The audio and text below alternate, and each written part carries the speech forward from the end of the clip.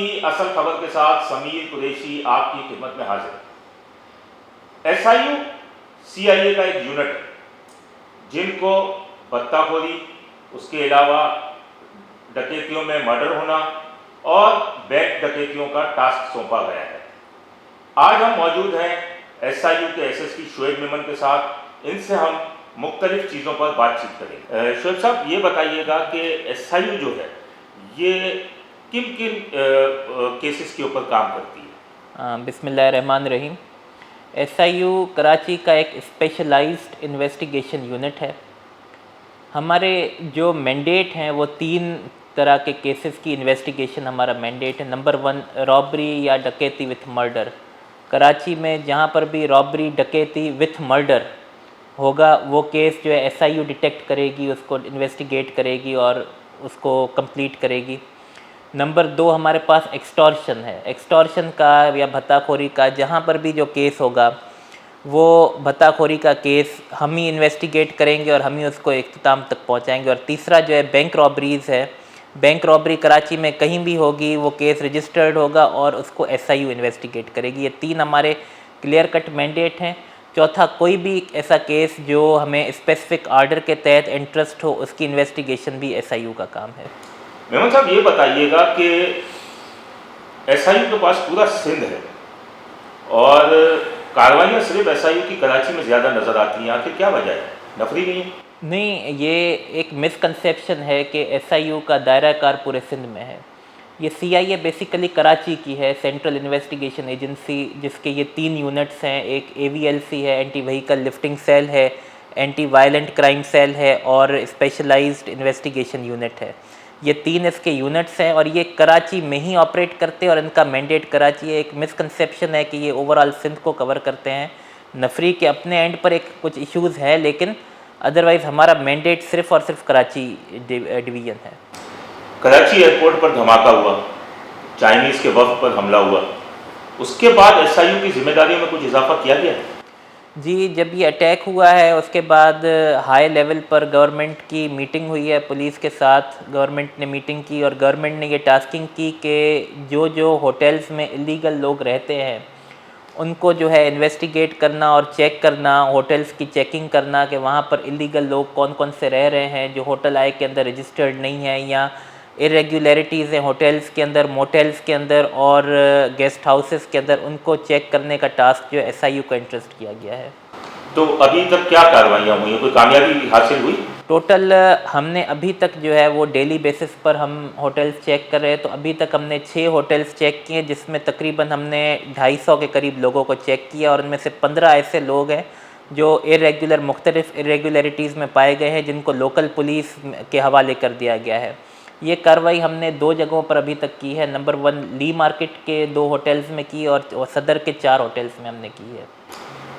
ये बताइएगा कि यहाँ बत्ताखोरी के अब तक कितने केसेस रजिस्टर्ड हुए और कितने पेंडिंग में हैं, और डकैती में जो हलाकतें हुई हैं उसके कितने केसेस आए हैं और कितने पेंडिंग हैं? स्टार्ट करते हैं हम डकैती मुज़ाहमत पर जो मर्डर होता है या रॉबरी डकैती विथ मर्डर के केसेस, वो हमारे पास 34 हैं केसेस रजिस्टर्ड, जिसमें से जो है 25 केसेस अल्हम्दुलिल्लाह हमने कम्प्लीटली सॉल्व कर दिए हैं, जिससे डिटेक्ट करके मुल्ज़िमान की गिरफ्तारियां मुकम्मल करके उन केसेस को चालान कर दिया है 24 केसेस को 35 में से। बाकी पेंडिंग 9 केसेस है जो पेंडिंग इन्वेस्टिगेशन है। इनमें अभी तक 5-6 केसेस हैं जो अभी तक अनट्रेस्ड है, जबकि 3 से 4 केसेस ऐसे जो पेंडिंग इन्वेस्टिगेशन है जिन पर कार्रवाई चल रही है, डिटेक्ट हो गए हैं लेकिन उन पर अभी तक कार्रवाई चल रही है। ये बताइएगा कि आपने एक भारतीय जासूस को गिरफ्तार किया था जिससे नक्शे भी निकले थे मनोड़ा के या इधर दूसरे इलाकों में, उसकी चेन पर मजीद क्या काम किया गया?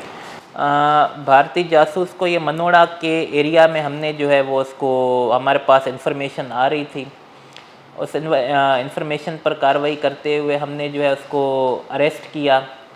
उसकी पोजेशन से जो है वो वेपन्स और जो है एक्सप्लोजिव्स बरामद हुए जिस पर उसके ख़िलाफ़ केस रजिस्टर हुआ। फर्दर जब हमने उसको इंटेरोगेट किया तो मालूम हुआ कि उसका नाम मोहम्मद सलीम है, 1989 से वो यहाँ पर रेजिडेंट है, इंडियन नेशनल है, गुजरात का रिहायशी है, इंडियन गुजरात का। वो यहाँ पर आया 1989 में स्पेसिफिक टारगेट लेकर रॉ से कि वो यहाँ पर मनोड़ा पे जो भी सेंसिटिव मूवमेंट्स हैं, सी मूवमेंट्स जो है समंदरी मूवमेंट्स हैं, उनकी वो रिपोर्टिंग करेगा। पर इंफॉर्मेशन उसके घर में 5,000 रुपये इंडियन रुपये दिए जाते थे।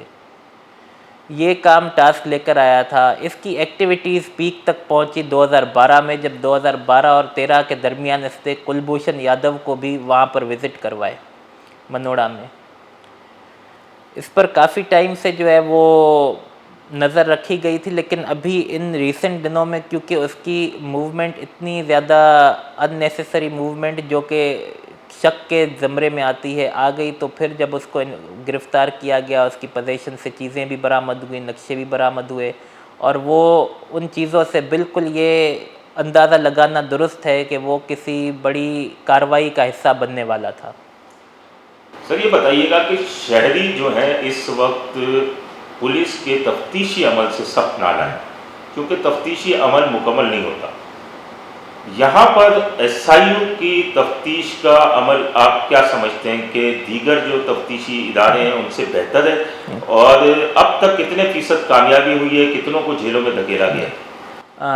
मैं आपके पिछले सवाल के जवाब में भी मेरी कुछ रह गया था। एक्सटॉर्शन के बारे में मैंने बताना था, एक्सटॉर्शन के केसेस, रॉबरी विथ मर्डर बताया। एक्सटॉर्शन के अब तक 1 जनवरी से हमारे पास आज दिन तक 100 केसेस रजिस्टर्ड हैं, 98 केसेस रजिस्टर्ड हैं, जिसमें से अल्हम्दुलिल्लाह 70 केसेस जो है हमने ट्रेस आउट करके उनको अपने अंजाम तक पहुंचाया है। दूसरा इशू हमारे पास ये आता है कि एक्सटॉर्शन के केसेस गलत रजिस्टर्ड भी होते हैं, कि एक्सटॉर्शन होती नहीं है, लेकिन लोग जो है वो उसको एक हाइप देकर गलत तौर पे रजिस्टर, क्योंकि हम रजिस्ट्रेशन एजेंसी नहीं है, हम इन्वेस्टिगेशन एजेंसी हैं।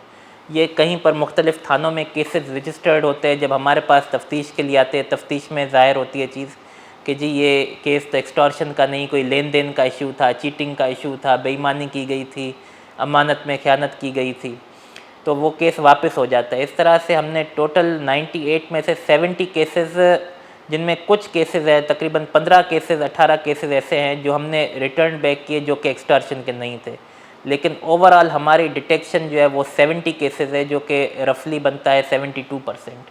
वो हमारी कंप्लीट डिटेक्शन है, जिसमें तमाम मुल्ज़िमान गिरफ़्तार किए गए हैं, उनको चालान किया गया और कोर्टों में पेश कर दिए गए ट्रायल के लिए। तो एक्सटॉर्शन में मैं आपको बताऊँ कि हमारी कामयाबी 72% है, जबकि रॉबरी विथ मर्डर के केसेस में अभी तक जो हमारी कार्रवाई है वो 80% है। तो इन्वेस्टिगेशन में हमारी एजेंसी क्योंकि सोलली बनी ही इन्वेस्टिगेशन पर्पस के लिए है, कोई ऑपरेशनल ड्यूटी हम लोगों को नहीं दी जाती है, इस वजह से मैं समझता हूँ कि दूसरी इन्वेस्टिगेशन एजेंसीज़ के मुकाबले में हमारी फंक्शनिंग बेहतर है। हाँ, हमारे पास कुछ इश्यूज़ हैं, नफरी की कमी के कुछ इश्यूज़ हैं, कुछ रिसोर्सेज के इश्यूज़ हैं, लेकिन हम अपने एंड पर पूरी कोशिश कर रहे हैं कि जितने बेहतर हम उनको यूटिलाइज़ कर सकें या जितने बेहतर तरीके से हम तफ्तीश करें, जिससे हमारा जो कॉमन आदमी है वो फ़ील करे।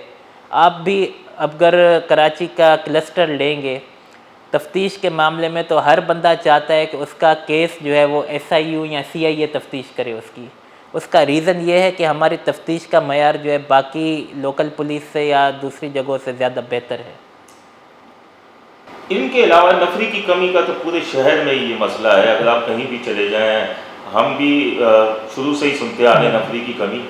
और क्या मसाइल हैं जो SIU को दरपेश हैं? आपके पास जो टेक्निकल टीम है उसकी कामयाबी सही है, सही तरीके से वो काम कर रही है टेक्निकल टीम? जी मोस्टली हमारे पास जो भी काम होता है वो हमारी टेक्निकल टीम के थ्रू ही होता है। तकरीबन आप समझें कि 60% काम जो है वो हमारी टेक्निकल टीम्स ही करती हैं। और आजकल टेक्नोलॉजी का दौर है, कानून शहादत भी कहता है कि टेक्नोलॉजिकल एविडेंस को वो डायरेक्ट एविडेंस मानता है, उसकी एक बड़ी एविडेंशरी वैल्यू है। हम किसी भी मुल्ज़िम को जो है वो जब केस में चालान करते हैं तो सिर्फ़ किसी की गवाही पर नहीं चालान करते, उसको पूरे टेक्निकल एविडेंस के साथ जो है वो गिरफ़्तार किया जाता है, उसको पूरे टेक्निकल एविडेंस के साथ जो है वो चालान किया जाता है, ताकि और यही रीज़न है हमारी तफ्तीश का कि आप देखेंगे कि SIU की तरफ से जो मुल्ज़िम भी चालान हुआ है और जो मुल्ज़िम जेल गया है वो बेल आउट नहीं हुआ है जल्दी, और उसको प्रॉपर सज़ा भी हुई है।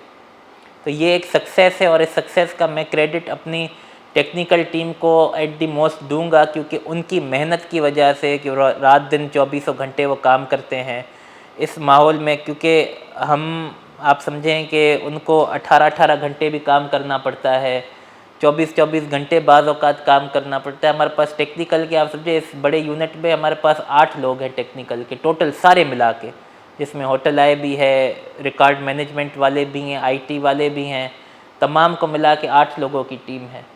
तो आप देखें कहाँ पूरा कराची की हाई प्रोफाइल इन्वेस्टिगेशंस और कहाँ 8 लोग हैं, लेकिन वो आप समझें कि अपनी जान लड़ाकर पूरी जो है वो अपने यानी लिमिटेशंस को ओवरकम करके जो है वो हमारी हेल्प करते हैं और तफ्तीश में मदद करते हैं, तो वो उनको क्रेडिट जाता है इस चीज़ का। बहुत बहुत शुक्रिया। स्टाफ की कमी के बावजूद भी 80% केसेस को हल करना यकीनन SIU की एक बड़ी कामयाबी है। अपने होस्ट समीर कुरैशी को इजाजत दीजिए। अल्लाह निगहबान। Z110 न्यूज़, खबर की असल खबर।